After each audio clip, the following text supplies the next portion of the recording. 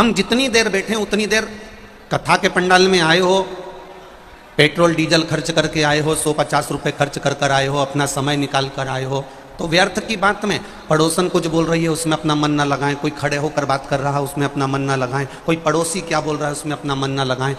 50 रुपये का पेट्रोल लगाया, डीजल लगाया, समय लगाया, तब यहाँ पहुँचे हो, और यहाँ पहुँचने पर भी 3 घंटे पहले जगह संभाली, तब कथा सुनने बैठे हो। अगर कोई पास में खड़ा होकर भी व्यर्थ की बात करे, उसको टुल्ला मार कर कह दो तेरा चुप हो जा, मैं कथा सुनने आई हूँ, मुझे कथा सुनने में। ये कथा का रस तत्व फिर नहीं मिलने वाला। आज कौन सा दिन है कथा का? बोलो, जम के बोलो जरा। छठा। कल कथा का विराम दिवस। आज तो कथा 1 बजे से 4 बजे तक हो जाएगी, पर कल कथा सुबह 9 बजे से 12 बजे हो जाएगी। टीवी पर भले 1 बजे आएगी, पर आज कथा का छठा दिवस। अपनी भक्ति को जितना बढ़ा सकते हो, अपने विश्वास को जितना बढ़ा सकते हो, अपनी दृढ़ता को जितना बढ़ा सकते हो, शिव की अविरल भक्ति को जितना बढ़ा सकते हो उतना बढ़ा। और जो दिल से बाबा से कहना हो, जितना आपको बाबा से कहना हो, और जितने विश्वास के साथ तुम्हें शंकर भगवान को कहना हो, उतना शिव महापुराण की कथा में बैठकर दिल से आप उससे कह।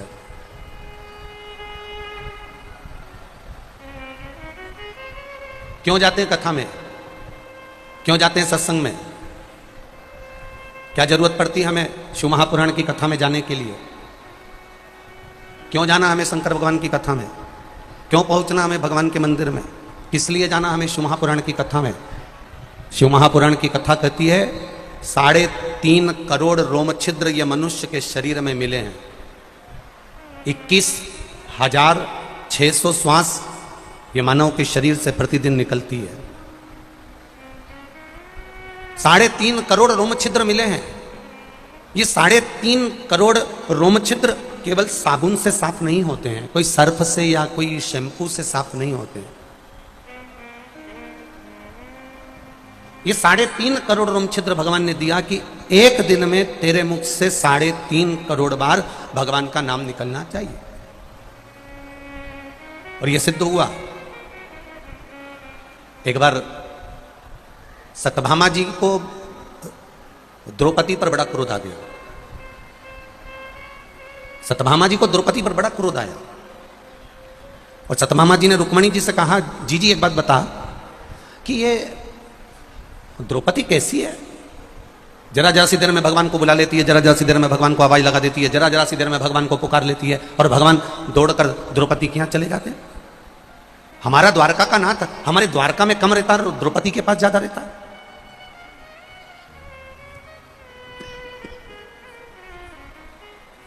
आखिर क्यों? किस लिए? रुक्मणी जी ने कहा, मुझे तो नहीं मालूम कि भगवान दौड़ दौड़ के द्रौपदी के यहाँ क्यों जाते हैं, पर मुझे इतना अंदाजा नहीं है। पर इतना जरूर मालूम है कि द्रौपदी भगवान कृष्ण की बहन है, क्योंकि द्रौपदी ने भगवान कृष्ण के हाथ में चीर बांधा था, तो वो बहन है। इतना सिद्ध है कि वो बहन है। अरे तो ऐसे कैसे बहन भाई कि जरा सी देर में बुलाया और दौड़कर चल दिए द्वारकानाथ? भोजन कर रहे हैं तो दौड़कर चढ़ दिए द्वारकानाथ। भोजन कर रहे हैं और द्वारकानाथ दौड़ के चल दिए। इस द्रौपदी के घर तो मैं भी जाऊंगी एक बार, जरा सब पता करके आऊंगी। और भगवान ने सत्यभामा जी के मुख से जो शब्द निकले, भगवान ने उसको सुन लिया। अब भगवान लीला करने के लिए तैयार हो गए और भगवान द्रौपदी के यहां जाने लगे। जाते जाते भगवान कृष्ण ने कहा, सुनो रुक्मणी, मैं द्रौपदी के यहां जा रहा हूं। इतने में सत्यभामा जी बोली, प्रभु आज आप अकेले जा रहे हैं? हमेशा अकेले जाते हो, कभी तो हमको लेकर जाइए। भगवान ने कहा, ठीक है चलो। अब तो सत्यभामा तुरंत तैयार हुई ननंद के घर जाने के लिए,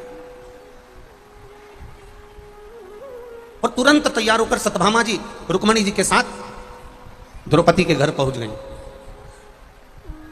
अब द्वारिकाधीश द्रौपदी को देखे तो द्रौपदी बाल सुलझा रही थी। भाई तुरंत अपनी बहन के पास पहुंच गया, दीदी क्या कर रही हो? द्रौपदी क्या कर रही हो? द्रौपदी कह रही है, मैं अपने केस संवार रही हूं, अपने केस सुलझा रही हूं। अरे तो तुझे सुलझाने की क्या जरूरत है? तेरी 2 भाभी आई हैं, तेरी चोटी वो बना देंगी। अब ननन तो और फूल गई, और सबसे ज्यादा खुश हो गई तो सत्यभामा जी हो गई।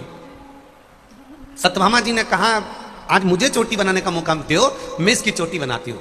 अब भगवान को तो ये थोड़ी ना मालूम था कि ये तो बदला लेने आई। अब जो द्रौपदी बैठी, सत्यभामा जी ने हाथ में थोड़ा सा तेल अधिक लिया और लेकर जो द्रौपदी के सिर में लगाना प्रारंभ करा, और सिर में लगाते लगाते सत्यभामा जी ने एक बाल तोड़ा। जैसे ही एक केश तोड़ा, तोड़ते से ही जहां बाल तोड़ा, तोड़ते से ही उसमें से आवाज आई, हे कृष्ण।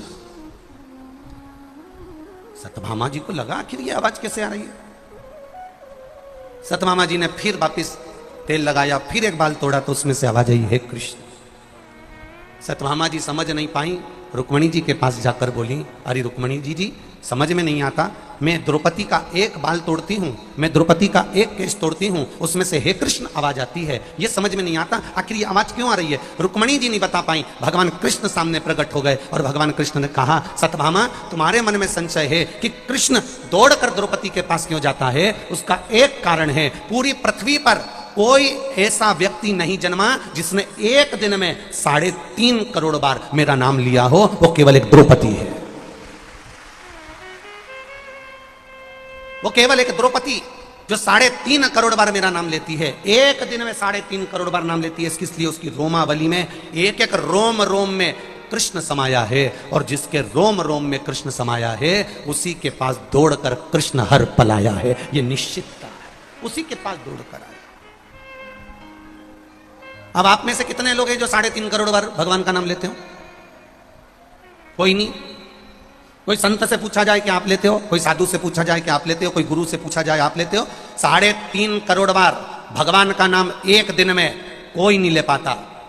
उसके लिए वेद व्यास जी ने कहा, अगर 3.5 करोड़ बार एक दिन में भगवान का नाम लेना है तो किसी सत्संग में जाकर बैठ जाओ, कथा में जाकर बैठ जाओ, प्रवचन में जाकर बैठ जाओ, सत्संग में जाकर बैठ जाओ, शिव महापुराण में जाकर बैठ जाओ। क्या होगा? शिव महापुराण में जाकर जब बैठोगे, अकेले घर पर बैठकर भगवान का भजन करोगे, राम राम शिव शिव श्री शिवाय नमस्तुभ्यम, घर पे बैठकर जपोगे तो कितनी बार जपोगे? मुख से बोलोगे तो एक बार बोलोगे, श्री शिवाय नमस्तुभ्यम, श्री शिवाय नमस्तुभ्यम, श्री शिवाय नमस्तुभ्यम, श्री शिवाय नमस्तुभ्यम। अब तुमने एक बार जपा, 2 बार जपा, 3 बार जपा, 4 बार जपा, 5 बार जपा, और अगर मान लो तुम कथा में जाकर बैठ गए, शिव महापुराण में जाकर बैठ गए, और शिव महापुराण में ये लाखों लाखों भक्त कथा सुनने आए हैं, और जब आप उनके साथ बैठकर श्री शिवाय नमस्तुभ्यम बोलोगे तो 5 लाख लोग अगर शिव महापुराण कथा सुनने आए हैं, उनके मुख से अगर एक बार श्री शिवाय नमस्तुभ्यम निकला तो 5 लाख बार बोलने का फल तुझे अपने आप प्राप्त हो जाएगा, अपने आप प्राप्त हो जाएगा। अब व्यासपीठ के सामने आप कितनी बार श्री शिवाय नमस्तुभ्यम बोलते हो? जब बोलते हैं तो 5 बार बोलते हैं श्री शिवाय नमस्तुभ्यम, श्री, तो 5 बार बोला तो ये 25 तो यूं ही हो गया। अब 3-4 बार बीच बीच में बोलने में आ गया तो मालूम पड़े करोड़ों में पहुंच गया। अब 7 दिन के अंदर तुम्हारा 3.5 करोड़ का मंत्र जाप का कोटा फुल हो गया और तुम्हें उसका पुण्य मिल गया। लोग पूछते हैं, महाराज जी आप कहते हो कि कथा में आकर बैठो, आप कहते हो टीवी के सामने कथा सुनो, आप कहते हो मोबाइल पर कथा सुनो, आप कहते हो फेसबुक यूट्यूब पर कथा सुनो, आप कहते हो कि पंडाल में बैठकर कथा सुनो, जहां कथा हो रही हो वहां जाकर बैठकर कथा सुनो। उसका कारण क्या है? क्यों लोग कथा में आते हैं और 3 महीने की आप कहते हो कि 3 महीने में भगवान झोली भर देता है? आखिर ऐसा कथा में बैठने से होता क्या है? उसका एक फल होता है, जब लाखों लोग एक साथ भगवान की प्रार्थना करते हैं तो उस प्रार्थना का फल संसार के हर व्यक्ति को प्राप्त हो जाता है।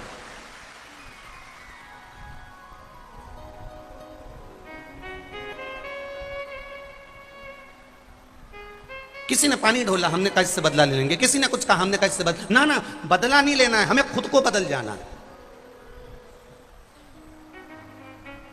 बदला नहीं लेना हमें किसी से, हमें खुद बदलना है अपने आप को। एक बड़ी सुंदर चरित्र आता है, एक बहुत अभिमानी व्यक्ति, बहुत अहंकारी व्यक्ति, बहुत अहंकार, वैभव का, सत्ता का, धन का, दौलत का, प्रतिष्ठा का, मान का, सम्मान का। एक दिन वो गांव में पंगत में गया। अब गांव में पंगत में गया, लाइन से भोजन चल रहा, कर बैठ गया। अब उधर से पापड़ परोसने वाला आया, सबको एक एक एक एक एक एक एक एक पापड़ देता गया। वो बेचारा आखिरी में गया तो उसके बर्तन में पापड़ आधा बचा।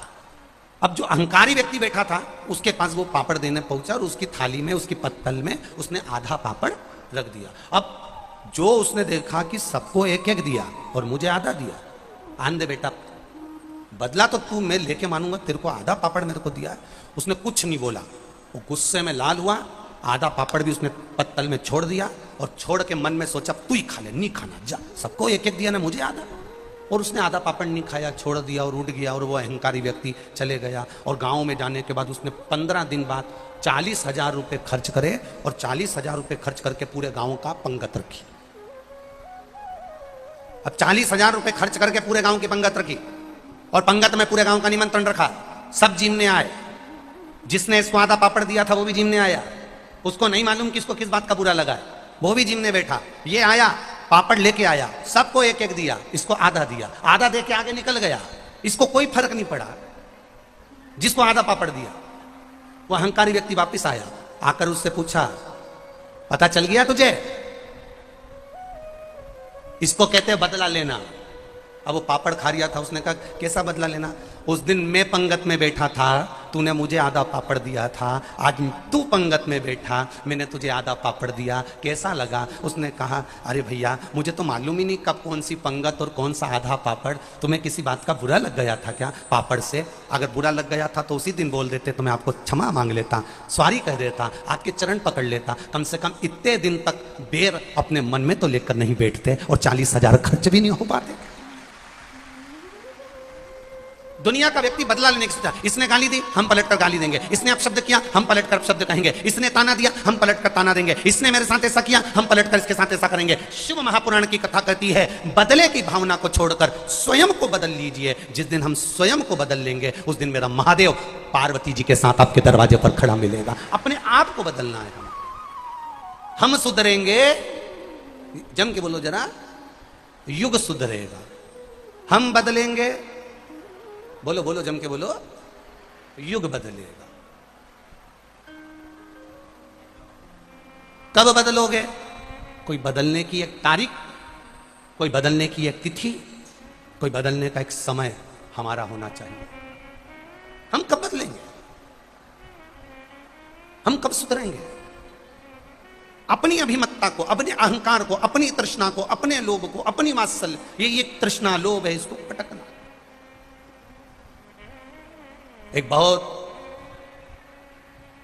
आप सब लोग जूता चप्पल पहनने वाले में से हो, सब जूता पहनकर आए होगे। कंकर रोड पर पड़ा है तो भी तुम सही से चल सकते हो, पर वही कंकर तुम्हारे जूते के अंदर पड़ा है तो तुम सही से चल सकते हो क्या? जम के बोलो रे बेटमा वाली जी, भाई बोलिए, चल सकते हो? नहीं। कंकर रोड पर पड़ा है, तुम आराम से चल सकते हो, पर कंकर जूते के अंदर पड़ा है और तुम थोड़ी 2-3 किलोमीटर चल के बता दो, चल नहीं सकते। उसी तरह लोभ, क्रोध, काम, वासना, आसक्ति, तृष्णा, गलत विचार, गलत सोच, ये बाहर रहे ना तो अच्छी है। जब क्रोध, लोभ, वासना, तृष्णा, गलत विचार अपने अंदर आ जाते हैं तो हम सही से अपनी जिंदगी में चल नहीं पाते हैं, हम सही से आगे नहीं बढ़ पाते। आसक्तियों से परे हो जाओ। इस व्यासपीठ ने कभी नहीं कहा आपसे कि आप अपना घर छोड़ दो। इस व्यासपीठ ने कभी आपसे नहीं कहा कि आप अपना परिवार छोड़ दो। ये व्यासपीठ तो यहां तक कहती है कि घर में झगड़ा हो जाए तो घर छोड़कर मत जाना, वहीं पे मूंग डलो पर मत जाओ। ये व्यासपीठ तो यहां तक कहती है। ये व्यासपीठ कभी नहीं कहती कि आप अपना घर छोड़कर चले जाओ, जरा जरा सी लड़ाई में अपने मायके चले जाओ, जरा जरा सी बात में आप घर छोड़कर चले जाओ। ना ना ना ना, ये व्यासपीठ कभी नहीं कहती कि आप अपना घर छोड़ो। ये व्यासपीठ कभी नहीं कहती कि आप अपना परिवार छोड़ो। ये व्यासपीठ कभी नहीं कहती कि आप अपने कुटुंब परिवार को छोड़कर जाइए। ये व्यासपीठ कहती है कि आप अपने गलत विचारों को छोड़ दीजिए, आप अपनी गलत सोच को छोड़ दीजिए, आप अपनी गलत आसक्ति और तृष्णा को छोड़ दीजिए। और जब जब शिव के करीब में जाओ, जब जब भगवान शंकर के नजदीक में जाओ, अहम से दूर होकर जाए, अहम से दूर। क्यों भगवान को?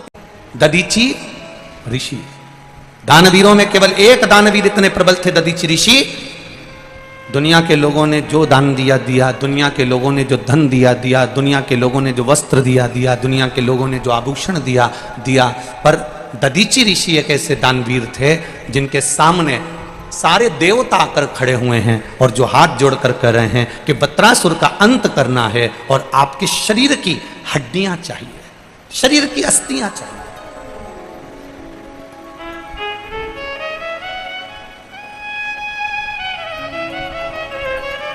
आपके शरीर की केवल अस्थियां दे दीजिए।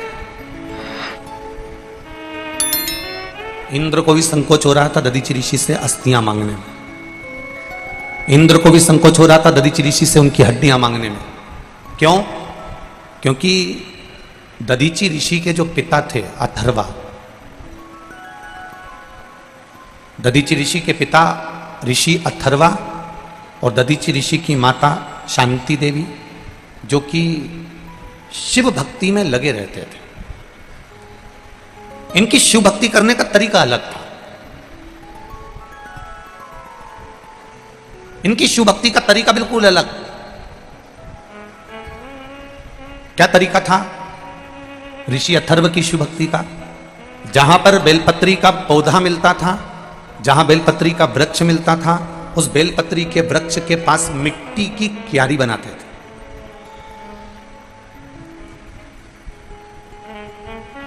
और मिट्टी की क्यारी बनाकर, आप लोगों ने देखा होगा, कभी कभी आप लोगों ने भी ऐसा करा होगा कि जो पौधा होता है, पौधे के आसपास थोड़ी थोड़ी सी मिट्टी इकट्ठी करके चारों तरफ से उसकी क्यारी बना लेते हो, चारों तरफ से उसकी क्यारी बना लेते हो।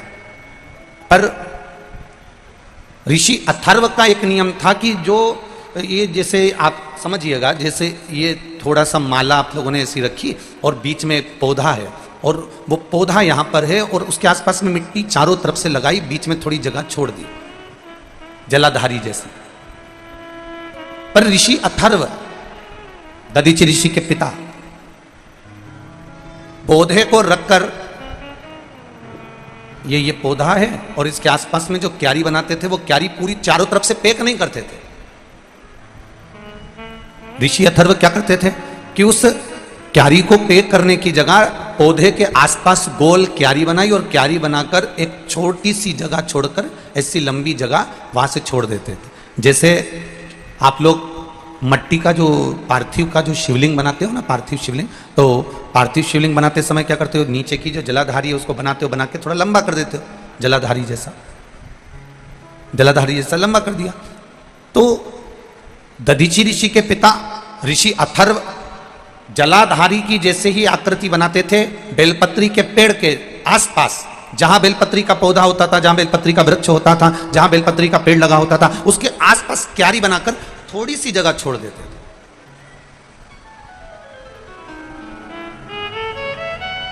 और वो थोड़ी सी जगह छोड़कर ऋषि अथर्व उसी को, बेलपत्री के पौधे को ही शंकर और पार्वती मानकर बेलपत्री के पौधे की ही अर्चना करते थे, उन्हीं का भजन करते, उन्हीं का स्मरण करते, उन्हीं का।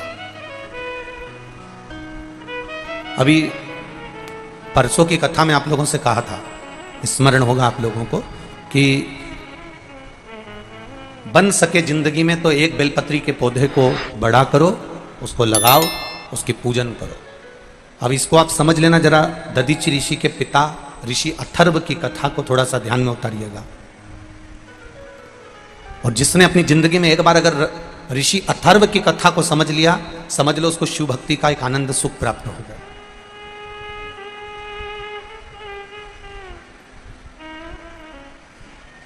दो चीजें बड़ी पुण्यप्रद होती हैं। एक, किसी वृक्ष के आसपास क्यारी बनाकर उसमें जल देना।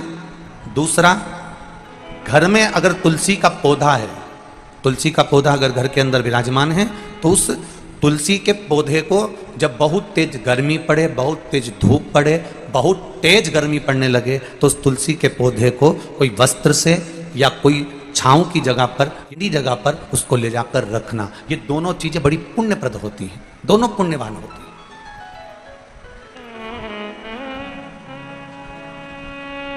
दोनों पुण्यता है।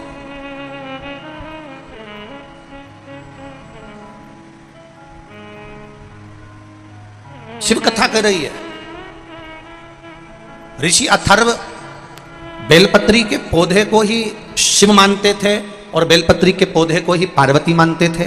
बेलपत्री ऋषि अथर्व दधीचि ऋषि के पिता शिव जी की आराधना करने के लिए बेलपत्री के पौधे के पास में मिट्टी की क्यारी बनाते हैं और उसके सामने थोड़ी सी जलाधारी बनाते हैं। बेलपत्री के पौधे की पूजन में लगे रहते हैं, उसकी आराधना में लगे रहते हैं, उसकी सेवा में लगे रहते हैं। और सेवा करते करते करते करते करते करते एक बार उनकी धर्म पत्नी शांति देवी ने उनसे प्रश्न किया।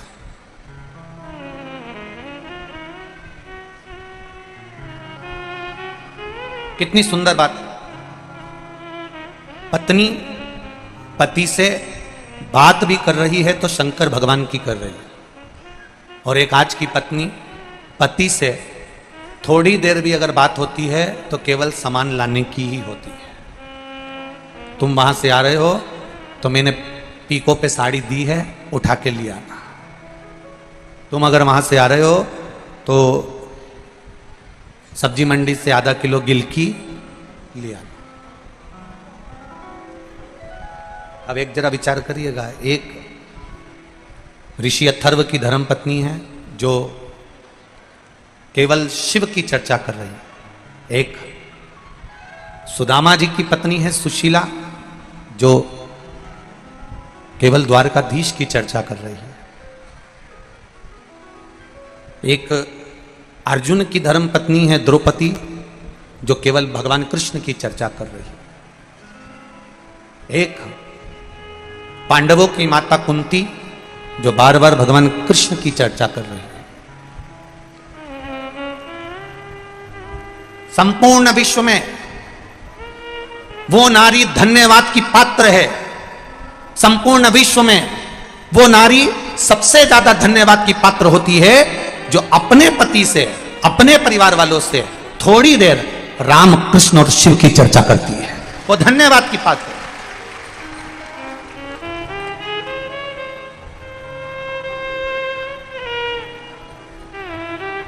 और मेरा विश्वास कहता है बेटमा में ये लाखों की संख्या में जो भक्त आए हैं, आप लोग लाखों की संख्या में यहां पहुंचे हो, तो ये मेरा विश्वास कहता है कि जितने लोग ये देपालपुर, बेटमा, इंदौर क्षेत्र के हैं, ये मेरा विश्वास कहता है प्रत्येक घर में चाहे बहू हो, सास हो, ननंद हो, बेटी हो, दामाद हो, जो भी घर में होगा, मेरा विश्वास कहता है कि आपके घर में प्रतिदिन भले एक बार बात निकले पर शंकर भगवान की बात जरूर निकलती है। ये निश्चितता, ये मेरा विश्वास कहता है, ये मेरा भरोसा कहता है, ये मेरी दृढ़ता कहता है। बोलो जी सही है कि गलत है? आप रोज दिन भर बात मत करो पर एक मिनट, एक क्षण, एक पल, एक घड़ी बात जरूर निकलती है।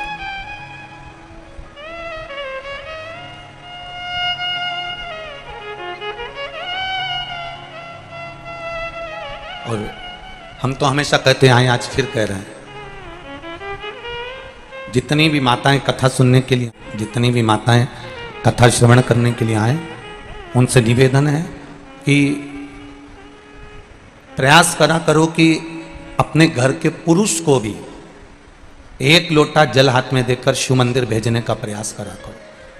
कारण दिन भर दुकान पर बैठकर वो कमाता है, दिन भर व्यापार वो करता है, दिन भर व्यापार करता है, दिन भर बैठकर कमाता है। सुबह 8-8 बजे से 9-9 बजे से लेकर 12-12, 1-1 बजे तक वो व्यापार करता है। प्रेशर बढ़ा हुआ, सुबह 8-8 बजे से लेकर 11-11, 12-12 बजे तक वो कार्य करता है। प्रत्येक घर की माता का एक नियम होना चाहिए कि अपने पति से कहे कि 5 मिनट शंकर जी के मंदिर चले जाओ, जो तुम्हारे घर के पास में मंदिर है, जो तुम्हारे घर के करीब में मंदिर है, उसमें जाओ, एक लोटा जल चढ़ाकर। पति पूछेगा क्यों? तू जा तो रही है, तू चढ़ा तो रही है, क्या तेरे जल चढ़ाने से क्या मुझे फल नहीं मिलेगा? पत्नी हाथ जोड़कर कह देना, मैं भोजन करूंगी तो मेरा पेट भराएगा और तुम भोजन करोगे तो तुम्हारा पेट भराएगा। ये तुम्हारे लिए। पत्नी कमाने नहीं जाती, पति कमाने जाता है तो झूठ भी उसको बोलना पड़ता है, बेईमानी भी उसको करना पड़ता है, 1 रुपए का 2 रुपया भी उसको करना पड़ता है। छल भी उसको करना पड़ता, कपट भी उसको करना पड़ता। पति की कमाई का, पति की जायदाद का हिस्सेदार पत्नी भी होगी, बेटा भी होगा, पर पति ने जो कर्म करा है उस कर्म का हिस्सेदार कोई नहीं होगा, केवल उस अकेले को भोगना पड़ेगा। इसलिए तुम जाओ, एक लोटा जल लेकर जाओ और जल चढ़ाओ। बहुत विडंबनाओं से भरा हुआ यह मानव का देह और मानव का शरीर है, बहुत विडंबनाओं से भरा हुआ है। मानव का देह, मानव का शरीर बड़ी विडंबनाओं से भरा हुआ है। आज के जमाने में भजन करने वाले कम मिलेंगे, नाम जाप करने वाले कम मिलेंगे, स्मरण करने वाले कम मिलेंगे, कीर्तन करने वाले कम मिलेंगे, भगवान की सेवा करने वाले कम मिलेंगे, दिखावा करने वाले ज्यादा मिलेंगे। अब तुम उसको भी जाने दो। अभी अभी तुम देखो कि इतनी गेहूं की फसल चल रही है, कितनी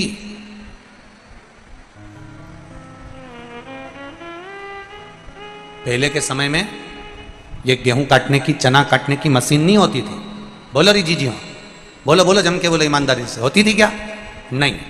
पहले के समय में गेहूं काटने वाले मिल जाते थे, पहले के समय में चना काटने वाले मिल जाते थे।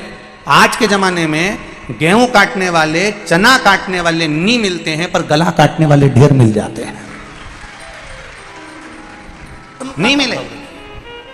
मेरे शंभू को, मेरे उगरदानी को, मेरे त्रिकालदर्शी को, मेरे कैलाशी को, मेरे अविनाशी को कोई बड़ा या कोई छोटा नहीं, उसके लिए सब बराबर है। उसके लाखों दीवाने, बड़े से बड़े, उसके चरणों में कंकड़ माटी से पड़े।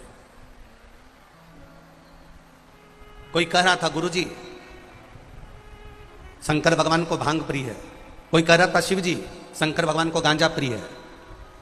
इसलिए उनका फोटो हमने देखा कि भगवान शंकर चिलम लगा रहे थे, हमने देखा शंकर भगवान भांग घोट रहे थे। शिव महापुराण की कथा, इतने विद्वान विद्वान ब्राह्मण जन यहाँ पर विराजमान है, और सभी बहुत बहुत विद्वान ब्राह्मण लोग जगह जगह पर कथा श्रवण करते हैं। इस शिव महापुराण में कहीं पर नहीं लिखा कि शंकर भगवान को भांग प्रिय है कि गांजा प्रिय है।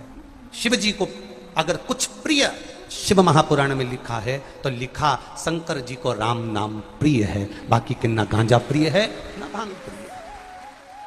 तंबाकू खाते खाते मेरा गाल बार बार कटता है, कटते कटते कटते कटते कटते कटते वहां एक निशान पड़ गया, निशान पड़ते पड़ते पड़ते पड़ते वहां एक छाला पड़ गया, छाला पड़ते पड़ते पड़ते पड़ते वो गाल आखिरी में सड़ने लगा। डॉक्टर के पास गए, उसने बड़ी बीमारी बता दी, ऐसी बीमारी बता दी कि तूने तो तंबाकू खाया, वो तंबाकू तुझको निकल गया और तेरे चक्कर में पूरा परिवार निकल गया। इतना धन डॉक्टरों में लगा दिया कि वो गाल ठीक नहीं हो पाया। क्यों नहीं? हम क्यों पहल नहीं कर सकते? हम क्यों नहीं आगे बढ़ सकते? मेरा शंकर, मेरा देवादिदेव महादेव, मेरा कुबेर भंडारी, मेरा भोलेनाथ नशे से दूर है। तो जब तुम कथा सुनने जाओ और तुम्हारा दिल कर जाए, तब तुम भी उस दिन मन में ठान लेना कि आज से मैं भी तंबाकू का सेवन नहीं करूंगा, आज से मैं भी मदिरा का सेवन नहीं करूंगा, आज से मैं भी गलत व्यसन नहीं करूंगा। क्यों?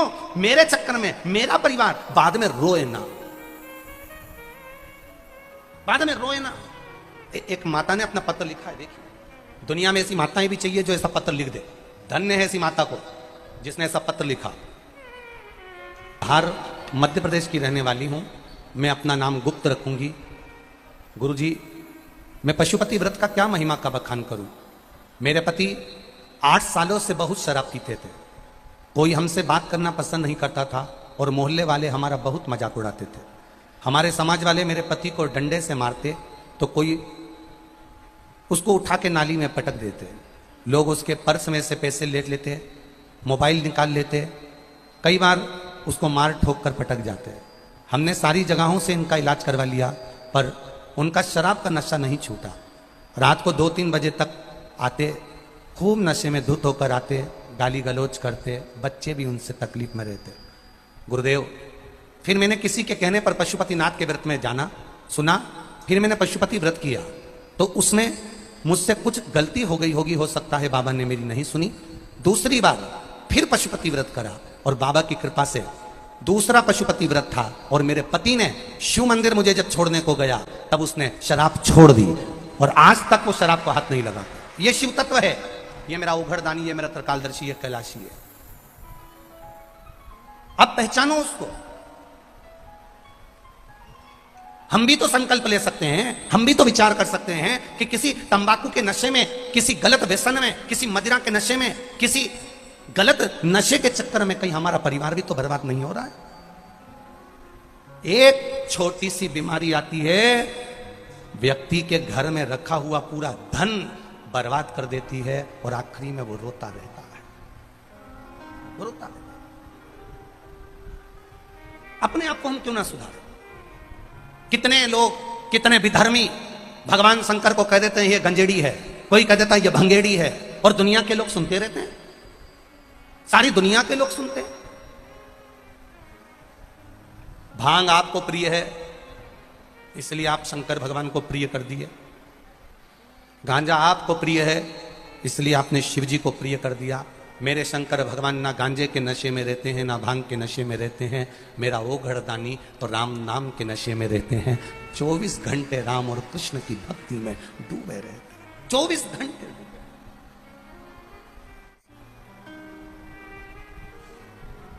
किस व्यसन में पड़े हम?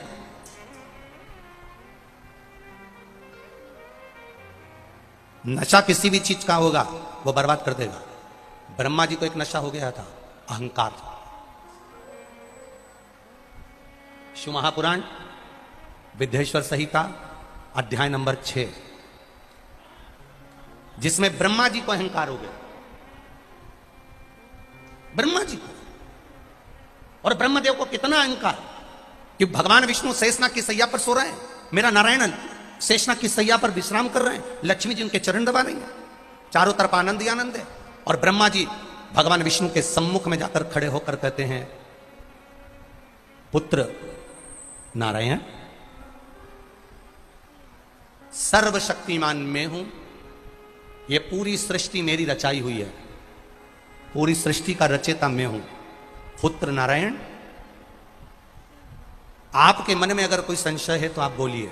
अब ब्रह्मा जी का अहंकार देखिए कितना सर चढ़ के बोला है, ब्रह्मा जी का अभिमान देखिए कितना सर चढ़कर बोला है कि भगवान विष्णु शेषनाग की सैया पर विश्राम कर रहे हैं, लक्ष्मी जी चरण दबा रही हैं, और भगवान ब्रह्मा वहां आकर कहते हैं कि पुत्र नारायण। विद्येश्वर संहिता शिव महापुराण की वर्णन करती है, पुत्र नारायण। जैसे ही सुना ब्रह्मा जी को क्रोध नहीं आया। अगर एक बेटा बाप से कह दे ना, बेटा, बेटा बाप से कहे, ए बेटा अभी तो मुझे जानता नहीं है, बेटा बाप से कह दे तो बाप को गुस्सा आएगा और एक चंडकटा धर के दे ही नहीं तो इनांग का इनांग कर ही देवा का तुरंत। क्या बोला रे नाना, ए टोरिया इनंगा, क्या बोलिया रे तू? नहीं ये धर के दिया नहीं तो यहां का यहां पहुंची गया, इधर रोता रोता बाहर जाए। एक बेटा अपने बाप से कह दे कि तुम मेरे पुत्र हो, कितना बुरा लगेगा। आज भगवान नारायण के सामने ब्रह्मदेव जी ने जाकर कह दिया, पुत्र नारायण, ये सारी सृष्टि मेरी रचाई हुई है, सारा ब्रह्मांड मेरा है, सब कुछ मेरा है, मैंने रचाया। आपके मन में कोई संशय हो तो आप बोलिए। नारायण को क्रोध नहीं आया। क्रोध नहीं आने का कारण केवल इतना था क्योंकि भगवान नारायण ये जानते थे कि ये ब्रह्मा जी नहीं बोल रहे हैं, ये ब्रह्मा जी के भीतर जो भर गया नशा, किस चीज का? जम के बोलो, अहंकार का। सृष्टि की रचना करते करते करते करते करते करते ब्रह्मा जी के भीतर जो अभिमान समा गया था, ब्रह्मा जी के भीतर जो अभिमत्ता समा गई थी, ये वो अभिमत्ता बोल रही है, ये वो अभिमान बोल रहा है। और अहंकार जब टूटता है बड़ा दुख होता है। जब अहंकार टूटता है, जब बड़ा दुख होता है। एक पत्नी तैयार हुई, श्रृंगार करी, अभिमान बचता। जब अहंकार टूटता है बड़ा बड़ा दुख होता है, बड़ा दुख। एक पत्नी तैयार हुई, बड़ी सुंदर श्रृंगार करा उसने, बड़ी सुंदर सजी वो, और सजने के बाद अब उसको जित्तों ने भी कहा ना कि तू बड़ी सुंदर लग रही, बड़ी सुंदर लग रही, तेरे पे साड़ी बड़ी अच्छी लग रही, तो कितनी जोरदार लग रही, कितनी जोरदार लग रही। और वही तैयार हुई पत्नी अपने पति के पास गई और पति से जाकर उसने पूछ लिया, क्यों जी मैं कैसी लग रही? पति ने एक बार भी नहीं बोला कि तू अच्छी लग रही। इसने फिर जाकर पूछा, क्यों जी मैं कैसी लग रही? पति नहीं बोला। पति को मालूम अगर मैंने बोल दिया तो लड़ाई करने बैठ जाएगी, नहीं बोली। पत्नी ने फिर बोला, क्यों जी मैं कैसी लग रही? पति ने आखिरी में आकर कह दिया, तू ऐसी लग रही जैसे हरी घास में भैंस चल रही। अब तो वो कांटे से खून नहीं, वो लड़ाई चल रही। अहंकार जब टूटता है, अभिमान जब टूटता है, तो विवाद होता ही। जब अभिमान टूटे ना तो विवाद निश्चित है, बिल्कुल निश्चित। एक बहुत काला सा दामाद, बहुत काला सा, एकदम ब्लैक ब्यूटी, बहुत काला सा, अपने ससुराल गया। ससुराल गया तो सासू ने उसको खूब श्रीखंड, रबड़ी, दूध, मलाई सब खिलाया। अब दामाद वापिस घर जाने लगा तो सासू जी से कहा, माँ अब मैं जा रहा हूं घर। तो सासू जी बोली, दामाद साहब 2-4 दिन और रुक जाओ, तुम्हारे चक्कर में हमको भी श्रीखंड, रबड़ी, दूध, मलाई खाने को मिल जाएगा, दही दूध मिल जाएगा। अब तो दामाद को अहंकार आ गया, मेरे चक्कर में इनको खाने को मिल जाएगा। मतलब मैं आया तो इनके यहां बरकत बढ़ी, मैं आया तो इनके यहां लक्ष्मी बढ़ी, मैं आया तो इनके यहां संपदा बढ़ी, मेरे आने से इनके यहां दूध दही बढ़ा। तो दामाद ने पूछ लिया, सासू जी मेरे आने से या मेरे रुकने से तुमको दूध दही खाने मिल जाएगा, इसका मतलब मैं समझा नहीं। सासू बोली, दामाद साहब हमारी भैंस का छोरा हुआ था पाड़ा, और वो पाड़ा मर गया, भैंस ने दूध देना बंद कर दिया। जब से तुम आए हो भैंस रोज दूध दे रही, ओके लग रही हमारा पाड़ा आ गया।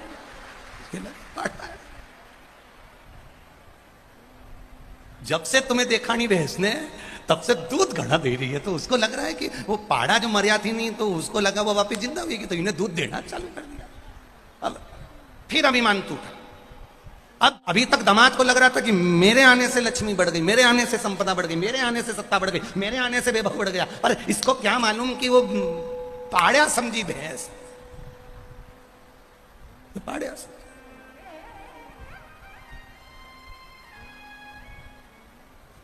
हम भी, ये तुम्हारे पास का ही हमारा भी ससुराल हो, हम भी नहीं जाते ज्यादा ससुराल, क्योंकि वे पाड़िया समझ ले तो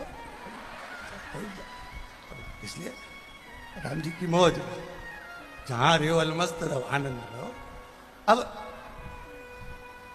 ब्रह्मा जी को भी माना या ब्रह्मा जी को बढ़ा भी मत था। अब ब्रह्मा जी ने आते सी कहा, पुत्र नारायण, भगवान लक्ष्मी जी को तो क्रोध आया, पर भगवान नारायण को क्रोध नहीं आया, क्योंकि नारायण जान गए ये नशा है, नशा, ये अहंकार का नशा है, ये अभिमत्ता का नशा है, वैभव का नशा। और बहुत ध्यान देना महाराज,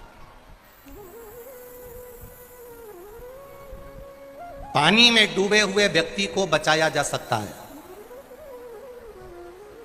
ध्यान देना मेरे बेटमा के सभी जितने भाई बंधु यहां विराजमान है, सब स्मरण करिएगा। पानी में डूबने वाले को बचाया जा सकता है, पर शिव महापुराण की कथा कहती है कि प्याली में डूबने वाले को बचाना सबसे कठिन काम है। दुनिया का सबसे कठिन काम है प्याली में डूबने वाले को बचाना, नशे में डूबने वाले को बचाना। चाहे वो अहंकार का नशा हो, काम का नशा हो, लोभ का नशा हो, वासना का नशा हो, तृष्णा का नशा हो, आसक्ति का नशा हो, चाहे मदिरा का नशा हो, चाहे तंबाकू का नशा हो, चाहे सुपारी का नशा हो, चाहे गांजे का नशा हो, चाहे भांग का नशा हो, चाहे जो नशा करे, नशेले व्यक्ति को बचाना सबसे कठिन काम, बहुत कठिन। एक बार माता पार्वती जी ने भी शंकर जी से पूछ लिया था, क्या आप नशा करते हो? शिव जी बोले नहीं। मैं लक्ष्मी जी के यहाँ गई थी तो लक्ष्मी जी ने कहा, तुम्हारे पति तो भांग का नशा करते हैं, वो तो चिलम लगाते, वो तो गांजा पीते हैं। अरे दुनिया कुछ भी कहती रहेगी पार्वती, तो तू सबकी बात मान लेगी क्या? दुनिया के लोगों का काम है कहना, दुनिया के लोग कह देते हैं कि शंकर भगवान गांजा पीते हैं, शंकर भगवान भांग पीते हैं, शंकर भगवान ये करते हैं। ना ना ना ना, पहले एक बार शंकर भगवान को पहचानो तो।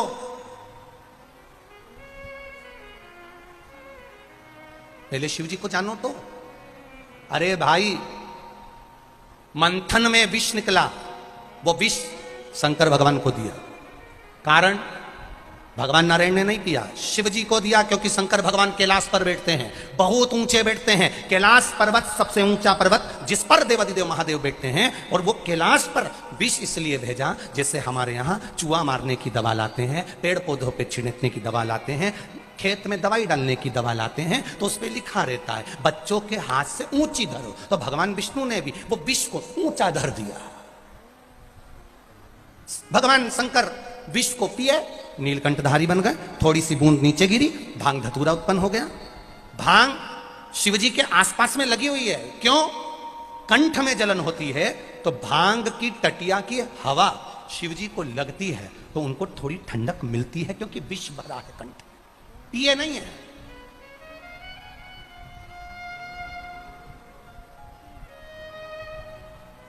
इसी बात पर एक बार किसी ने प्रश्न कर दिया था, क्यों महाराज जी तुम इतनी बड़ी बड़ी बात कहते हो कि शंकर जी भांग नहीं पीते, पर उज्जैन में तो महाकाल राजा का श्रृंगार भांग से होता है। हमने कहा श्रृंगार भांग से होता है, कभी शंकर भगवान को पीते हुए देखा है? अब श्रृंगार तो माताएं ढेर तरह का कर लेती है, काजल लगाती है आंख में, कभी चाटते बताया है? लिपस्टिक लगा दी ऐसी लाइन खींच के डब्बा भर के फिर लगाती, लगाने के बाद कभी किसी को चाटते हुए देखा है? अब श्रृंगार तो कुछ भी कर सकते हो, श्रृंगार तो ये पाउडर भी लगाए ऐसी 2 घंटे तक ऐसी डब्बी में लेके, ऐसा कौन सा कपड़ा होता है उससे यूच म्यूच मचकती रही यूच। अब इसको कभी देखा तुमने ऐसा कांच के सामने की ये यूं नहीं लगा के चाटती था? अब कोई कहे कि आप कहते हो भगवान शंकर भांग नहीं पीते, महाकाल राजा का श्रृंगार तो भांग से होता है। भगवान शंकर का श्रृंगार तुमने भांग से होते हुए देखा होगा, पर कभी मेरे महाकाल राजा को ये नहीं देखा होगा कि उन्हें लोटा उठाकर भांग पीते हुए नजर आए होंगे। ना ना ना, मेरा महादेव राम नाम के नशे में इतना डूबा हुआ है कि उसे दूसरा नशा तो चढ़ता ही नहीं है। एक नशा इतना भारी इतना भारी इतना भारी। अब तुम यहीं देख लो, यहीं कथा में एक ये विधायक जी विशाल पटेल जी और एक इनके भाई, क्या नाम है इनका, हिमांशु है, हिमांशु पटेल जी। अब ये जनसेवा में लगे हैं, वो ठाकुर सेवा में लगे हैं। अब नशा देखिए, वो ठाकुर की सेवा का नशा है, ये जनसेवा का नशा। एक भाव जो भगवान की भक्ति में डूबा है। और हमने धन्यवाद देना चाहेंगे विशाल भैया आपको, हिमांशु भैया आपको, आपके पूरे मित्र मंडली को पूरी साधुता के साथ देना चाहेंगे। आज भी एक पत्र आया है, हम तो पत्र ज्यादा पढ़ते नहीं क्योंकि ज्यादा प्रशंसा नहीं करना चाहिए, नजर लग जाती है, इसलिए हम पत्र पढ़ते नहीं है। तो आज भी एक बहन ने पत्र लिखा है आपके लिए कि गुरुजी विशाल भैया लड़कियों की शादी करवाते हैं, सम्मेलन करवाते हैं। हमको तो नहीं मालूम था, पर उस पत्र में हमने पढ़ा कि शंभु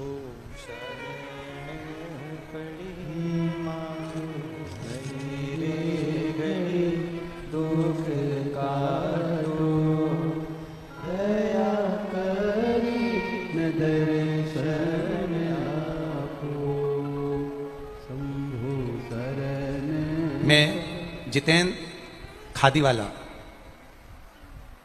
बहुत बहुत साधुवाद देना चाहता हूं गुरुदेव। 15 वर्ष से इस देपालपुर तहसील के लिए हमेशा विशाल भैया कार्य करते रहे हैं।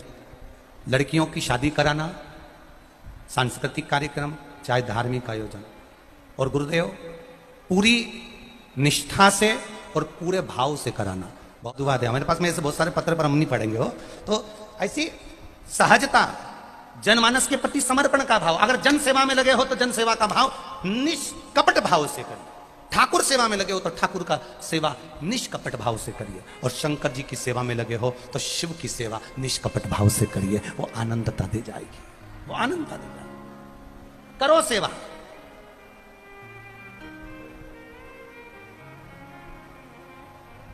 एक भक्ति के बल को बढ़ाओ। ब्रह्मा जी को नशा हो गया, ब्रह्मा जी को नशा किस चीज का हुआ? अपनी अहमत का, अहंकार का नशा। और उन्होंने भगवान नारायण को पुत्र कह दिया कि पुत्र नारायण, इस संसार का रचेता मैं हूं। क्रोध आ गया। ब्रह्मा जी को शब्द सुनकर भगवान नारायण को क्रोध नहीं आया, पर लक्ष्मी जी को क्रोध आया, और लक्ष्मी जी ने भगवान विष्णु से कहा ये आपको पुत्र कह रहा है, ये आपको बेटा कह रहा है। पुत्र कह रहे हैं, बेटा कह रहे हैं ना। लक्ष्मी, लक्ष्मी शांति रखो, शांति। घर में सबसे ज्यादा धैर्य, घर में सबसे ज्यादा धीरज, घर में सबसे ज्यादा शांति, घर में सबसे ज्यादा सहनशीलता स्त्री के भीतर होती है, और स्त्री को ही रखना पड़ती है।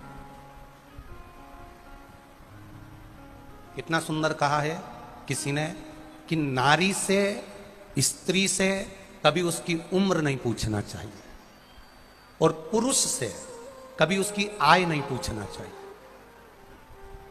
किससे? बोलो बोलो जम के बोलो। स्त्री से कभी उसकी, बोल जम के बोलो रे बेटवा वालों, उम्र मत पूछो, और पुरुष से कभी उसकी आय मत पूछो कि कितना कमा रहा है, कितना ला रहा है। कारण क्या है? स्त्री से उम्र इसलिए नहीं पूछना चाहिए क्योंकि नारी अपने लिए नहीं जीती, परिवार के लिए जीती है। और पुरुष से आय इसलिए नहीं पूछना चाहिए क्योंकि पुरुष अपने लिए नहीं कमाता, परिवार के लिए कमाता है। जो दूसरे के लिए कमाता हो, जो दूसरे के लिए जीता हो, जो दूसरे के लिए समर्पित होता हो, जो दूसरे के लिए पैदा हुआ है, उससे ना उम्र पूछी जाती है ना आय पूछी जाती है। इतने लोग दुकान पर बैठकर कमाते हैं, इतने लोग खेतीबाड़ी में कमाते हैं।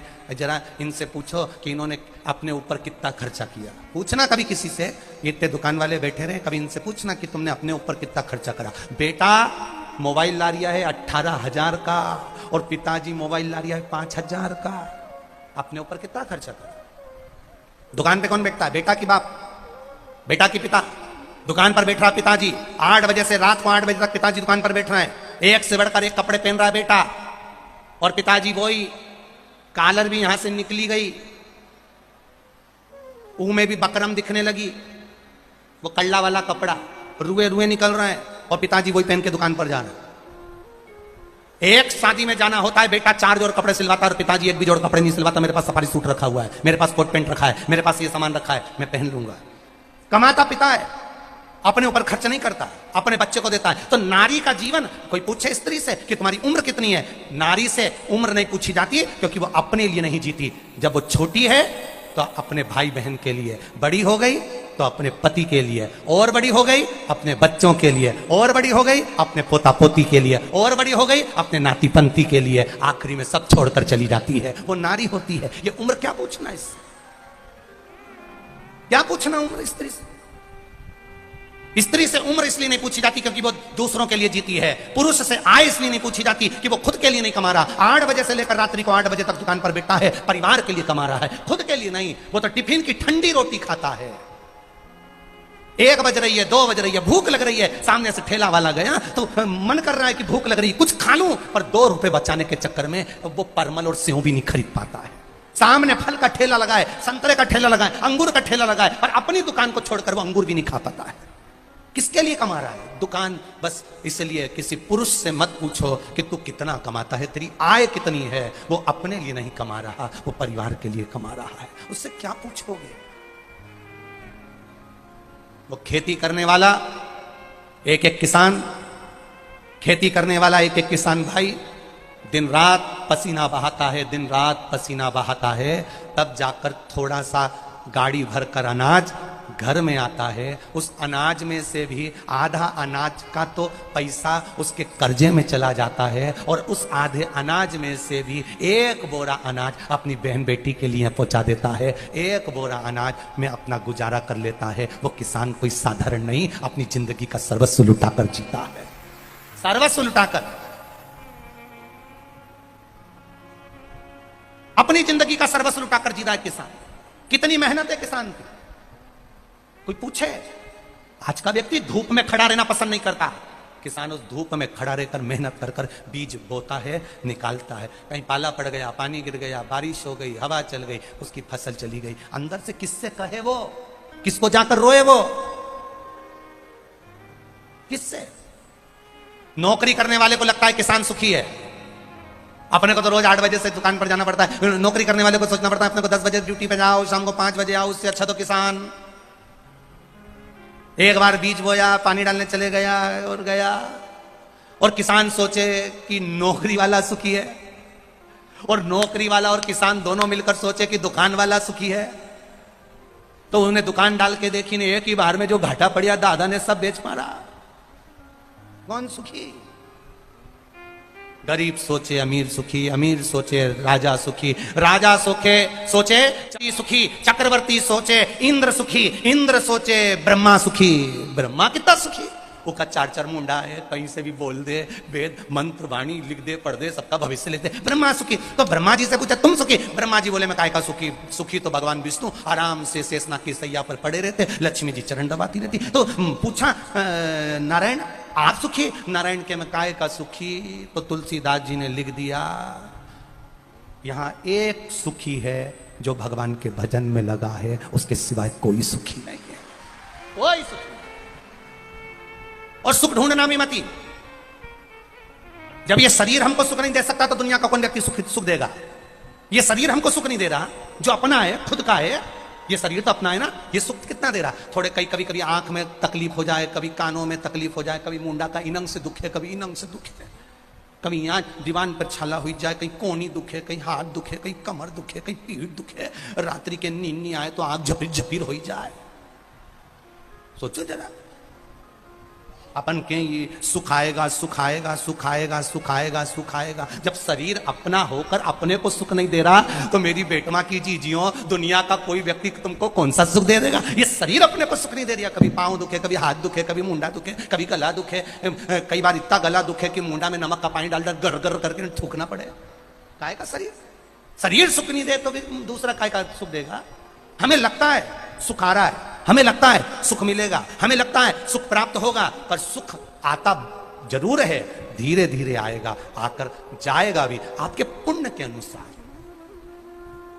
हमें लग रहा है सुख मिलेगा, हमें लगता है सुख प्राप्त होगा। जैसे तुम यहां खड़ी हो जाओ, ये चौराहे पे यहीं बहुत सारा पुलिस वाला हम खड़े हैं, नहीं इधर इन्हें खड़ी हो जाओ और इतने में दूर से तुम्हें दिख जाए बस आ रही और देपालपुर की बस आई, आ रही और जो तुम भगी बस की ओर जाने के लिए तुम्हारा देपालपुर की आई, और जो बस की भगी तो इतने में बस वाले ने कहा देपालपुर नहीं जा रही है, तो खजूरिया खजूरिया खजूरिया चिल्लाई दिया। अब बताओ, इतने में फिर दूसरी बस आई, नहीं तुमने सोचा देपालपुर की आई, और फिर देपालपुर की बस आई, नहीं इतने में फिर चिल्ला दिया धार धार धार धार। अब भग के गई थी कि देपालपुर की आई, मालूम पड़े धार की आ गई, फिर आई तो खजूरिया के, इतने में फिर बस दिखी धूल उड़ाती उड़ाती आई नहीं आई। इतने में उन्होंने कहा कि बस कहाँ जा रही? कि देपालपुर नहीं ये तो इंदौर जा रही है। फिर सामने से फिर बस दिखी। ऐसे ही हमें सुख नजर आता है। अभी थोड़े दिन बाद मेरे दुकान में तब फायदा होगा, मैं एक फ्रिज ले लूंगा, इतने में बस तो कहीं और की निकल गई। फिर सोचा बस अब हमारा सुख का दिन आने वाला है, हमारी देपालपुर की बस आने वाली। इतनी देर मालूम पड़ा कि धार की निकल गई और अपन खड़े की खड़े ही रहे। फिर आई, बाद में बस आई, देपालपुर की भी आई, और जो बस आई तो इतने में बस वाले ने कह दिया जगई नी दादा जगई। अब कहीं करें तो ये फोन लगा रही, ठीक है वही देपालपुर वाला उनके, ए भेरू वो थोड़ा दाई जी है कहीं? वो भाई कहीं हो गया? कहीं नहीं, मैं यहीं खड़ी बेटमा में और बस सब भरी निकली ने जगह नहीं है। तो कहा चिंता मत करो, पिताजी आ रहे हैं, वाइट कलर की टवेरा लेके निकल गए। और वाइट कलर की टवेरा मतलब नंदी लेकर मेरा महादेव निकल गया है, वो लेकर आएगा। वो ब्लैक कलर की स्कॉर्पियो लेकर नहीं आए, क्योंकि ब्लैक कलर की स्कॉर्पियो तो यमराज के पास है, वो वाइट कलर की टवेरा। मेरा नाम ललित सिंघार है, मैं धार में PWD वर्ग शॉप में रहता हूं। मेरे पापा की तबीयत बहुत खराब हो गई थी गुरुजी। हम सब ने पापा को हॉस्पिटल जाने के लिए कहा और वो हमारी नहीं सुनते और हॉस्पिटल भी नहीं जाते। उनको सांस लेने में तकलीफ होती रही गुरुजी। एक दिन हम सब ने उन्हें कहा और फिर हम उनको महाजन हॉस्पिटल ले गए। वहाँ पापा की दोनों किडनियाँ खराब बता दी। फिर हम उनको दूसरे हॉस्पिटल में लेकर गए, वहाँ पर भी पिताजी की दोनों किडनियाँ खराब बता दी। फिर हम इंदौर के हॉस्पिटल में लेकर आए, इंदौर के हॉस्पिटल में भी उनकी दोनों किडनियाँ खराब बता दी। गुरुदेव, शरीर ने काम करना बंद कर दिया और आंख भी बंद हो गई। गुरुजी, डॉक्टर ने उनको हॉस्पिटल में रखने से मना कर दिया। अब हम क्या करते गुरुदेव? आखिरी में भोले बाबा पर उम्मीद जगा कर बैठ गए। हमारी बुआ, काकी, बहन सबने कहा तुम चिंता मत करो, घर के किसी व्यक्ति को अपन सीहोर भेजते हैं, वहां से रुद्राक्ष उलवाते हैं। मेरे यहाँ के परिवार के लोग सीहोर गए और बाबा से विनती करी और फिर सीहोर जाकर पाथरी पूजन कर कर, कंकर शंकर की पूजन कर कर, विनती कर कर वहां से कंकर उठा लाए, एक रुद्राक्ष मांग कर लिया। गुरुदेव, शिव जी का वो रुद्राक्ष गलाकर शिव जी को चढ़ाना और वो कंकर की पूजन भी हम घर में करने लगे। हम बाबा से बस प्रार्थना करते और उनकी आंखें बंद हो चुकी थी, किडनियां काम करना बंद कर दी थी, डॉक्टरों ने मना कर दिया था। हमने उनके मुख में वो रुद्राक्ष का जल 2-2 बूंद देना चालू करा। 20 मिनट बाद उनकी आंख खुल गई और बाबा की कृपा से डॉक्टरों ने कहा उनकी सारी रिपोर्ट नॉर्मल आ गई और वो ठीक हो गए। उनकी किडनियां भी काम करना पड़ा। उनका फोटो लगा रहे हैं हम, हमारे पिताजी का हम फोटो लगा रहे हैं, आप फोटो भी देख सकते। ये शिव तत्व है। यो घड़ी तेरी कृपा बिना न हिले एक भी अणु, लेते हैं श्वास तेरी कृपा से तनो तनो। आप उस पर भरोसा करेंगे, आप उस पर विश्वास करेंगे निष्कपट भाव से, अहंकार से मुक्त होकर, अभिमान से दूर होकर आप उसका भजन करिए, वो मिलेगा, वो प्राप्त होगा। और यदि अभिमान में तल्लीन होकर चलोगे, अहम में तल्लीन होकर चलोगे, वो नहीं मिलेगा। आप जाओ शिव जी के मंदिर, और जितनी माताएं बैठी हैं, जितने भाई बैठे हैं, आप शंकर जी का गुणगान गाकर देखिए। एक पत्र में आया है, एक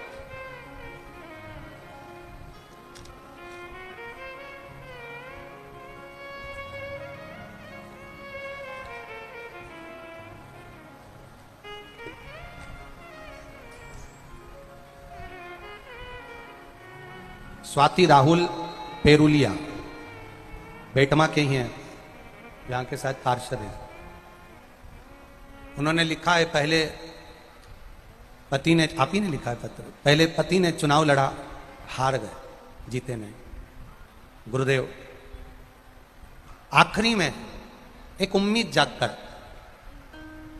मेरे पति ने मेरा नाम लिया और कहा कि तुम चुनाव लड़ो।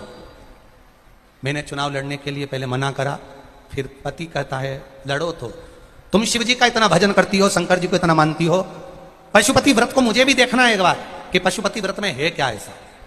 और उस पशुपति व्रत के बल पर गुरुदेव बाबा की कृपा से पूरे बेटमा क्षेत्र का सबसे जोरदार विजेता बाबा ने मुझे दिलाई। यह पशुपति व्रत का प्रमाण है। मैंने पशुपति व्रत किया और उस पशुपति व्रत का, बैठी बहन श्री शिवाय नमस्तुभ्यं, बहुत बहुत बधाई आपको। पशुपति व्रत की प्रमाणिकता क्या होती है लोग जान नहीं पाते। एक पत्र और है बड़ा सुंदर, देखिए। नितेश बनारसी, रामाधार बनारसी, ग्राम मलेंडी महू, जिला इंदौर। ये घर से 8/10/2022 को गुमशुदा हो गए थे। 8 तारीख 10वां महीना 2022 को ये गुमशुदा हो गए थे। इनके कोई घूमे तो मिल नहीं रहे थे।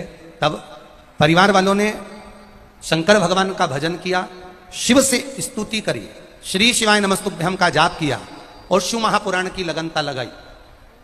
बाबा के धाम जाकर प्रार्थना करना, कंकर शंकर को नमन करना और लाकर पूजन करना। 8/10/2022 को ये व्यक्ति घूमे और बाबा की कृपा से 10/1/2023 को बाबा की कृपा से शिव मंदिर में ही प्राप्त हो गए, बाबा की करुणा से वापिस मिल गए। ये शिव तत्व है, ये शंकर है। ओ घड़ी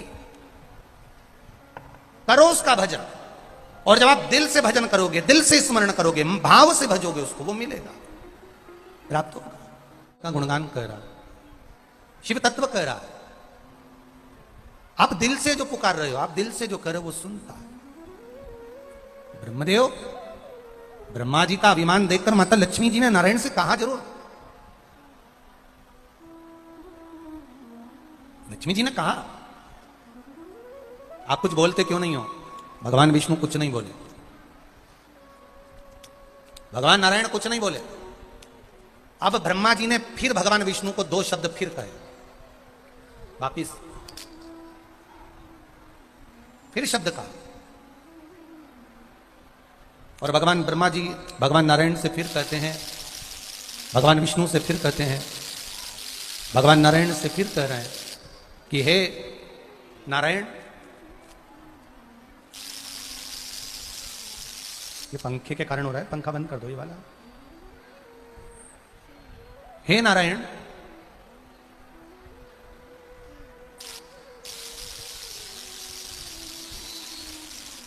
इस संपूर्ण ब्रह्मांड का रचना, इस संपूर्ण ब्रह्मांड की रचना का कार्य मेरा, और संपूर्ण ब्रह्मांड की रचना का कार्य अगर मेरा है तो ब्रह्मा जी भगवान विष्णु से कह रहे हैं कि अब ये रचना मेरे हाथ की हुई है, ये रचना संपूर्ण मैंने करी है, ये संपूर्ण रचना करने वाला मैं हूं जानकर। फिर ब्रह्मदेव ने भगवान विष्णु को 2 शब्द कहे, तब नारायण उठे और ब्रह्मा जी को कहने लगे, ब्रह्मा जी आप मेरी नाभि से उत्पन्न हो, कमल के पुष्प पर मैंने तुम्हें उत्पन्न किया है, मेरी नाभि के द्वारा तुम प्रकट हुए हो, मेरी नाभि के द्वारा तुम प्रकट हुए। और यदि तुम मेरी नाभि के द्वारा प्रकट हुए हो तो तुम मेरे पुत्र हो। भगवान ब्रह्मदेव ने फिर भगवान विष्णु से कहा, मैं ना तो किसी का पुत्र हूं और ना मैं किसी को अपना पिता मानता हूं। जानकर फिर क्रोध बढ़ता गया, बढ़ता गया, बढ़ता गया, क्योंकि ब्रह्मा जी का अभिमान बड़ा विचित्र अभिमान था। ब्रह्मा जी बढ़ता गया, क्रोध बढ़ा, खूब बढ़ा, दोनों में विवाद हो गया। भगवान विष्णु ने भी तीक्ष्ण बाण चलाए ब्रह्मा जी के ऊपर। ब्रह्मा जी भी लड़ने को तैयार हो गए भगवान विष्णु से। तभी सारे देवता देखकर अचंभे में पड़ गए और सारे के सारे देवता पहुंच गए भगवान देवादिदेव महादेव के पास में, जहां पर भगवान शिव माता पार्वती के साथ में विराजमान हैं, जहां भोलेनाथ भगवान शंकर पार्वती के साथ में विराजे हुए हैं। बस वहीं पर सारे देवताओं ने जाकर स्तुति कर दी, गौरी शंकर गौरी शंकर गौरी शंकर गौरी शंकर। आवाज लगाना प्रारंभ करा, हर हर, जो आवाज लगाया हर हर महादेव, गौरी शंकर हर हर। फिर बार जब फिर पुकारा, गौरी शंकर गौरी शंकर गौरी शंकर गौरी शंकर हर हर महादेव। जैसे ही पुकारा, देवादिदेव महादेव सामने आकर खड़े हुए। देवताओं, क्या बात है, हुआ क्या आखिर, क्या हुआ क्या है आखिर? कहा, प्रभु भगवान नारायण और ब्रह्मा जी का युद्ध हो रहा है।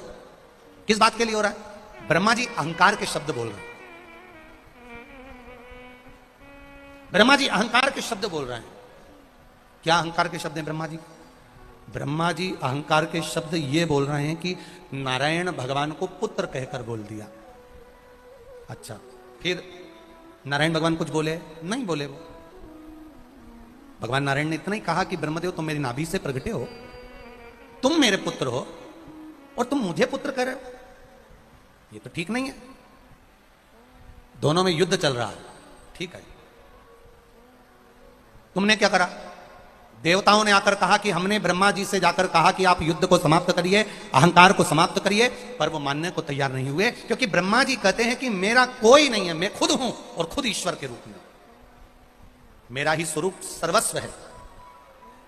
ठीक है, भगवान ब्रह्मा और विष्णु के पिता का जानने का अंश जब प्रारंभ हुआ, तब देवादिदेव महादेव वहां पर एक अग्नि के खंभ के रूप में प्रकट हो गए। शिवरात्रि का दिन, जिस दिन मेरा देवादिदेव महादेव प्रकटा, एक लिंग के रूप में, एक शिवलिंग के रूप में मेरा देवादिदेव महादेव प्रकट हो गया। एक लिंगायत स्वरूप में मेरा महादेव प्रकट हो गया। शिवजी ने ब्रह्मा और विष्णु से कहा, युद्ध समाप्त करिए। ब्रह्मा जी ने पूछा, आप कौन?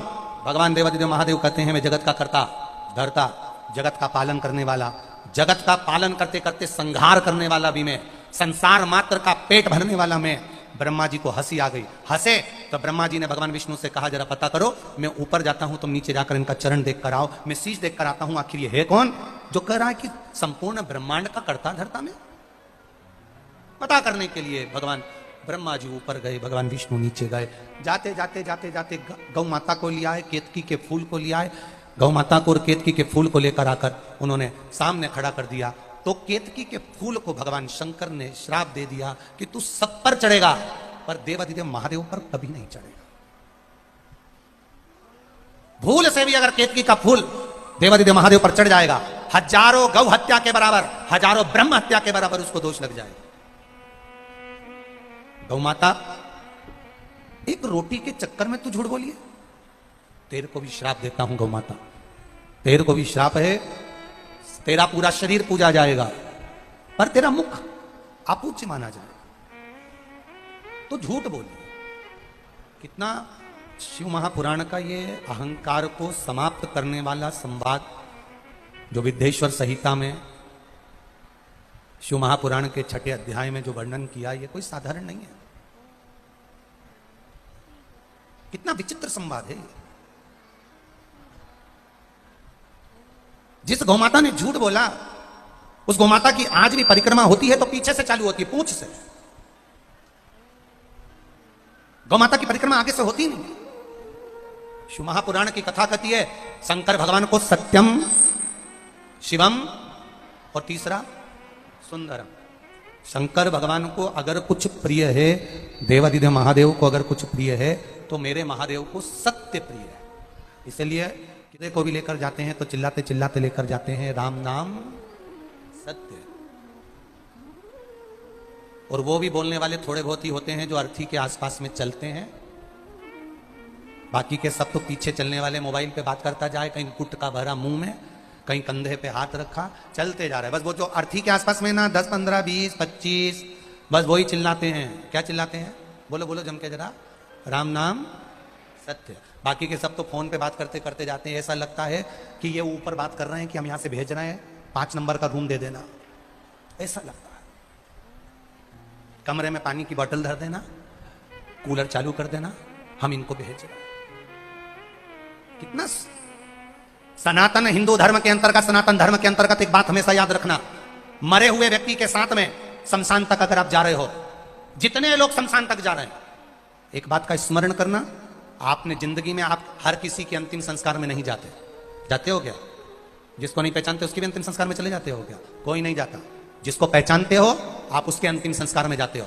शिव महापुराण की कथा कहती है, जो मर गया, जिसके अंतिम संस्कार में तुम जा रहे हो, कभी जिंदगी में इसके घर का पानी पिया होगा, कभी जिंदगी में इसके घर की चाय पी होगी, कभी जिंदगी में इसके घर का अन्न खाया होगा, कभी इसके यहाँ शादी में जाकर प्रसाद पाया होगा, कभी जिंदगी में इसका स्पर्श किया होगा, कभी जिंदगी में गले लगे होगे, कभी जिंदगी में हाथ मिलाया होगा, कभी जिंदगी में इसकी दुकान पर जाकर बैठे होगे, कभी जिंदगी में इसके गली के सामने से निकले होगे, कभी जिंदगी में इसके परिवार के किसी व्यक्ति से तुम मिले होगे, कभी जिंदगी में इसके 7 पीढ़ी के किसी व्यक्ति से मिले होगे। उस 7 पीढ़ी के जीवन में अगर तुमने भूल से भी इसकी जिंदगी में निंदा कर दी होगी, अपशब्द कह दिया होगा, गाली दे दी होगी, ताना दे दिया होगा, तो शिव महापुराण की कथा कहती है, मरने वाले व्यक्ति के साथ में जाते जाते जब राम नाम सत्य कहते कहते जाते हैं, तो हमने जिंदगी में अगर इसको कभी अपशब्द कहा हो, ताना दिया हो, या कोई गलती हमारी हो गई हो, तो वो गलती परमात्मा उसी क्षण माफ कर देता है जिस समय तुम उसको लेकर राम नाम सत्य कहते हुए जाते। पर कौन समझाए आज के व्यक्ति को? कौन समझाए आज के लड़के उनको? कौन समझाए आज के मनुष्य को?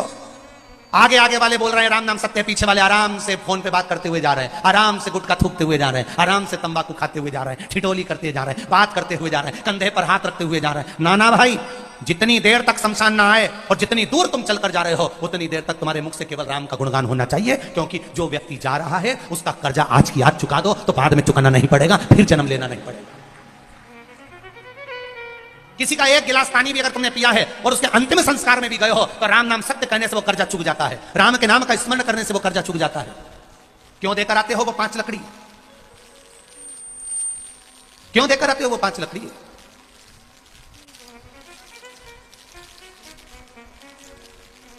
क्यों देकर आते हो वो कंडे का 5 टुकड़ा? चिड़चिड़ आवाज आ रही है, क्यों देकर आते हो? उसका कारण क्या है? केवल हमारे और उसके बीच में कोई कर ना रहा हो, हमारे और उसके बीच में कोई कर्जा ना रहा हो, हमारे और उसके बीच में कोई कर ना हो, हमारे और उसके बीच में कोई कर्जा ना हो। इसलिए मुख से जब लेकर जाओ तो भजन करते करते जाओ। ले जा रहे हो उसको, सत्य बोलिए। रोज सत्य नहीं बोल सकते तो शंकर जी के मंदिर में जब जाओ, शिव के शिवालय में जब जाओ, शंकर के मंदिर में 1 लोटा जल चढ़ाने जाओ, तब सत्य बोलिए। 7 दिन में कम से कम 1 दिन ऐसा निकाल लो कि मैं आज सत्य बोलूंगा, और वो किसी को बताना नहीं कि कब सत्य बोला तुम। किसी को बताने की जरूरत नहीं है, नहीं तो कहीं का आके तुमसे पूछ ले कि सत्य बोलना है, और इसके पास 9 बजे से 10 बजे तक सत्य बोलती है, और तुम जाके पूछ लो 9 से 10 के बीच में, बता तिजोरी की चाबी कहां धरी, और बेचारी वो केसीओर वाला महाराज बोला था सत्य बोलना है, और मेरा छोरा आके पूछ रहा चाबी कहां धरी, अब कैसे बोलूं चाबी कहां धरी? तो बताना भी नहीं तुम्हें किसी को कि तुम सत्य कब बोलते हो, कितनी बजे बोलते हो। तुम तो अपने मन में ठान लो कि आज मैं 15 मिनट सत्य बोलूंगी, 15 मिनट सत्य बोलूंगी, और 15 मिनट बस तुम वो सत्य के लिए लगे रहो, फिर झूठ नहीं। कितना झूठा जमाना हो गया, कितना झूठा आज का जमाना, कितना झूठा हो गया। कथा में बैठे और कहते हो दुकान पर, दुकान पे बैठे हो तो क्या कथा में बैठे थे, बेटमा में कह दिया इंदौर में, इंदौर में बैठे तो कहे देपालपुर, देपालपुर गए तो कहे बेटमा। कितना झूठ, अपार। इसीलिए फिर निवेदन है, राम नाम बोलो, बोलो अच्छे से बोलो, जरा अच्छे से, राम नाम बोल लो, अच्छे से बोल लेना चाहिए। अपन मरेंगे तब दूसरे बोलेंगे, अपन तो बोल ही नहीं पाएंगे। मौका राम नाम, इसके सिवाय कोई सार तत्व है भी नहीं।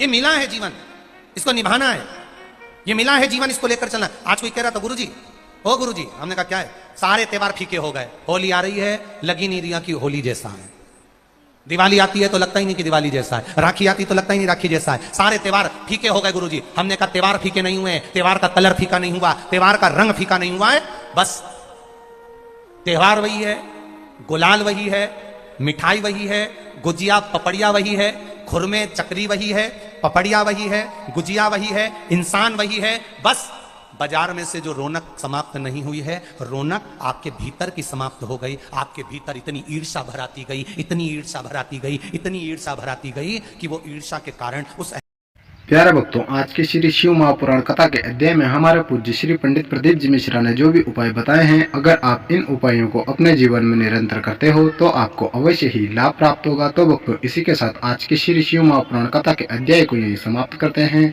मिलते हैं एक और नए अध्याय के साथ, तब तक के लिए हर हर महादेव। प्यारे भक्तों, अगर आपने अभी तक हमारे चैनल को सब्सक्राइब नहीं किया है तो प्लीज़ चैनल को सब्सक्राइब करके कमेंट बॉक्स में हर हर महादेव लिखकर अपनी हाजिरी भगवान शिव शंकर जी के चरणों में अवश्य लगाएं।